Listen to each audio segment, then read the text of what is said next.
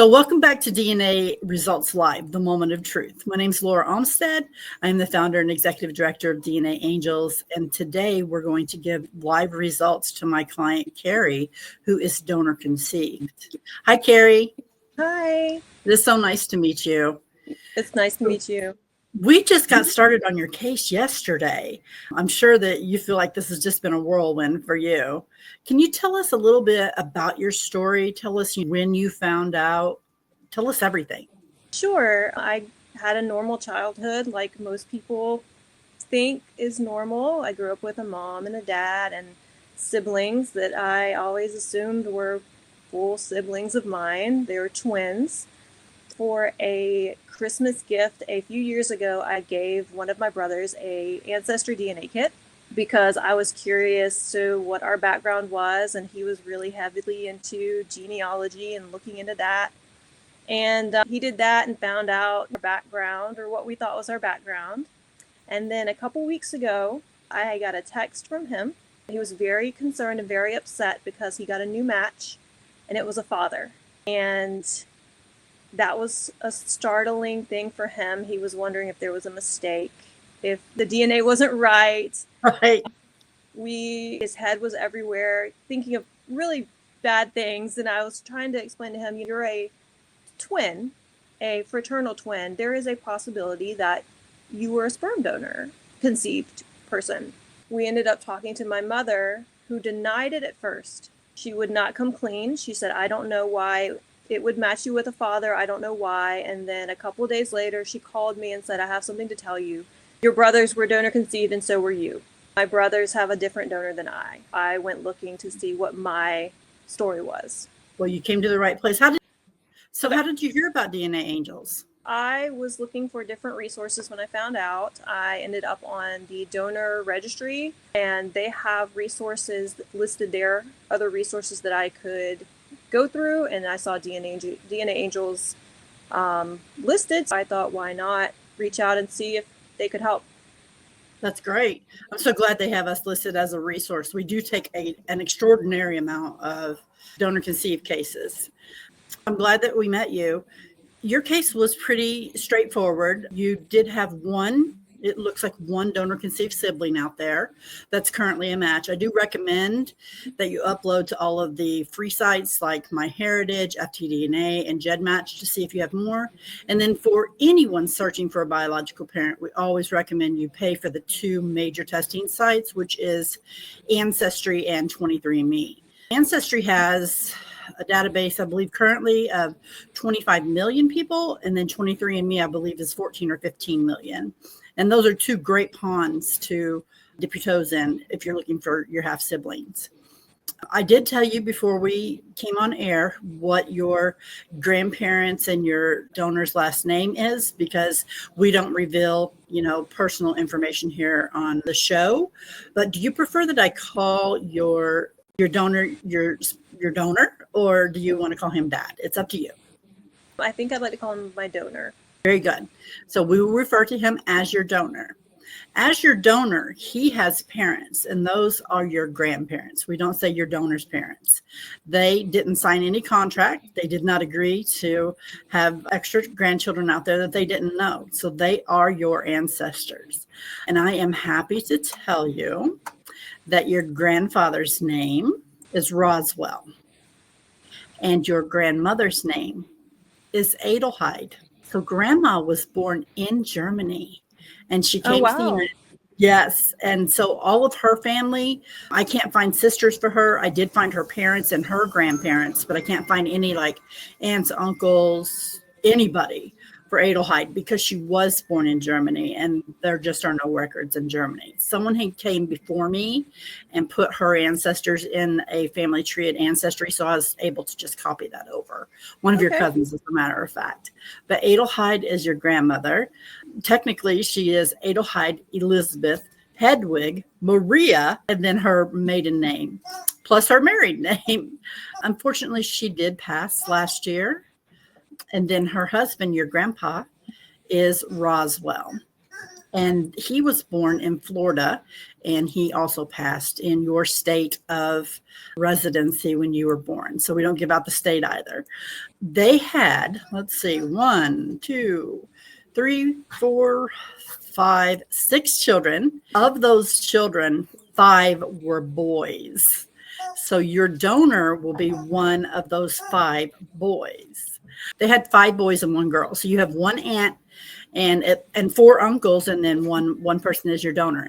Now, in general, whenever we're looking for a donor for the year that you were born, we're looking for a medical student, an attorney, somebody well educated.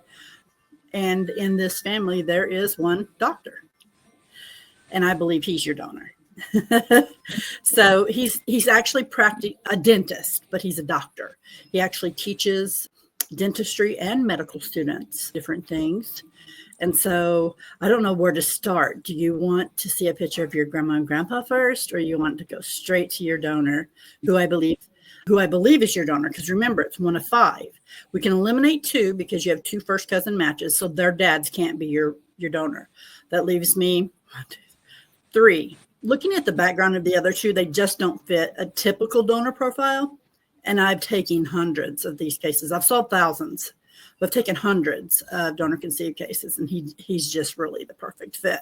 But technically, as a genetic genealogist, I have to say your donor's going to be 1 of 3. I hope that makes sense to everybody. So I know, like, the whole time after you've made this discovery, you just want to know what he looks like, what your grandma and grandpa look like. So where do you want to start? We can start with the grandparents. Okay, so there's several photos of them because someone made an amazing find a grave for them, and there are lots of pictures. So let's start with them. And what I'm going to do is I'm going to post a picture of Grandpa in your private chat room with me. Now, okay. This is not a place where, our viewers can see, because obviously we wouldn't want to share that. Just a moment. Let me just see if I can copy this. Copy. So this is a profile photo of your grandpa. I'm going to grab another one while you're looking at this. Okay. We have a photo of him when he was younger and in the military. And I love this photo. He's got some swagger. That's what I call it. Got kind of that James Dean swagger about him. Or maybe the boy next door. He's somebody I would have dated. Oh, yeah. He's very handsome. Right? I thought so too. And then let's go to, and there are more, by the way, and we'll get to those later. Here's Grandma. She just has the most amazing smile on her face. There we go. The name Adelheid, it just makes me want to sing that song from The Sound of Music. Isn't she adorable? Let me see if I've got more in her gallery real quick. Let me go somewhere. I like the Hedwig name. Right. Yes. Well, based on your ethnicity, I'm sure you looked at it. You have so much German ethnicity, and that doesn't come from Mom's side. Oh yeah. Here, let me get you this photo right here. This will be Grandma as a younger lady. Oh, this is adorable. Oh wow. Isn't that great? Oh wow. Yes. That's so cool. Wow. And I want to show you this. This will be Grandma, 1, 2, 3, 4, 5, and all 6 of her children. Grandpa would have been gone already, and your donor will be in there. The single female that's in the photo with Grandma will be your Aunt Patty. Just a moment. We've seen Grandma, we've seen Grandpa. They have 5 boys, all with the name R in their name. Ronald Douglas Randolph, Rick, Michael Roy, and Raymond and Robin. I almost said the last name. I'm so sorry. First names only. Rick was born Richard, and he is who I believe is your donor. He is a dentist out of your state of origin. I'm going to say that again. I don't know if he is still practicing, and this man is as bad as his dad. He does not take photos. Every photo I have of him is like a side photo. And that first photo I sent you of your grandpa is the same thing. But I did come across one straight up photo that is straight on. And believe it or not, I found that on a public background search website. So they must have found it on a website that I haven't found. And they added it to the background check because we never send you, we never like want to put you in a dangerous situation. So we always run like a public background check on everybody. This is Dr. Rick is what we're going to call him. Wow. Does that make your heart jump a little bit? I'm going to show you a couple more of Dr. Rick. This is definitely him at work. He's teaching students here. I went ahead and cropped this one in real quick so that you can get a little bit more taste of his face. Thank you. And while I'm doing this, what is your favorite color? Blue? Blue. Okay, great. So our viewers know what to do. If you support Keri on her journey to reunification with her donor so that she can get some additional answers, some updated medical information, please leave a blue heart in the comments and let her know that you support her all the way through her journey. Let me give you another one just a moment. And all of this, by the way, is saved in your tree. All the work that we do, we put in your tree for you to keep for future. This is a blown up view of the same photo, but it's with him with his students. And I'm going to have to do that one the hard way too. They're in a lab. Everybody has masks on and hairnets. And by the way, you're going to Google his name and you're going to come up with so many articles that he's written or commentaries he's made on different things in research and stuff like that. I felt like I really got to know him a little bit. Isn't that cool? And then one more of him teaching students in a different atmosphere. These seem to be young students. I think that this is probably in a high school setting where they're teaching CPR because I can see a dummy on the table and you can see he's in the background just kind of checking on the work here. We got all these by doing the Google. I'm going to tell you a little bit more about your donor. Just a moment. I'm going to pull this up. You do know? Yes, thank you. Yes, it's okay. He doesn't have any children that I can find. Wow. But I could be wrong. He was married to a beautiful woman who died recently. And if we have the right record for his wife, she is deceased. And this is what we found on his public report was that he was married to this woman and she's deceased. And then when we went to pull her obituary, it said she had 5 children. And I'm like, I wonder if this is right. It's really got me questioning it because those 5 children would normally be linked on his public report, and he doesn't have any children linked on his public report. So I'm like, I think my research is right. But please be open to finding out that he may have what we call natural siblings.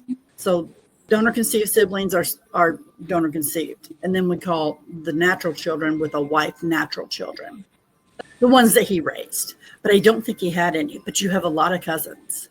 Right? Yes. And I've got all those listed because your grandfather's obituary, which I'll share with you, listed not only his children, but every grandchild that he had at the time that he passed.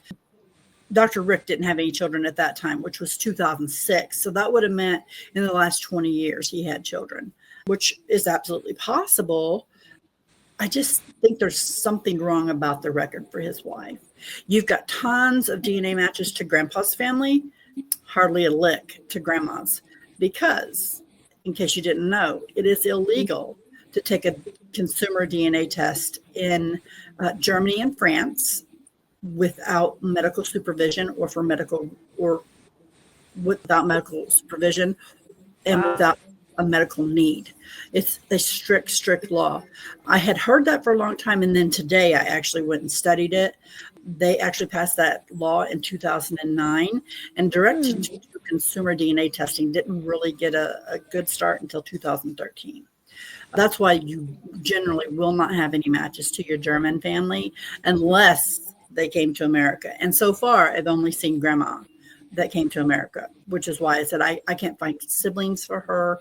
I can't find her parents' siblings. It's just a dead end. But your Yeah. German ethnicity tells me all I need to know, that grandma is grandma. You've got 2 first cousin matches that match all the networks. You're good to go. Final thoughts. How are you feeling right now? How does your heart feel? My mom said that he would most likely be a medical student. I knew that. Funny enough, my mom worked at the clinic back then.